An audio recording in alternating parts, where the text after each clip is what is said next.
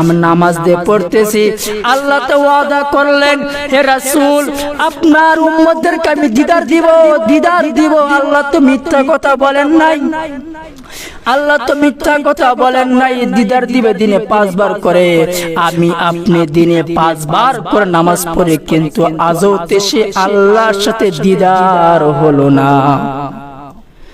দিদার তো পাইলাম না। নামাজ পড়তেছি, অনেক সুন্দর পোশাক পরিধান করলাম, গোসল করলাম, সুন্দর সুন্নতুল লেবাসদারি হলাম, লেবাস পরলাম, কিন্তু আজও তো সে রব্বে কারিমের সাথে দিদার তো হলো না। কারণ কি, কোন জায়গায় আমার ঘাটতি রয়েছে? অনেক সুন্দর মসজিদের ভিতরে আমরা নামাজ পড়ি, কি সুন্দর টাইলস করা মসজিদ, এসি লাগানো মসজিদ, 10 তলা 5 তলা মসজিদ, আমি সর্বোচ্চ দিয়ে চেষ্টা করলাম, 10 বছর ধরে নামাজ পড়লাম, কিন্তু রব্বে কারিমের সাথে আজও আমার দিদার হলো না।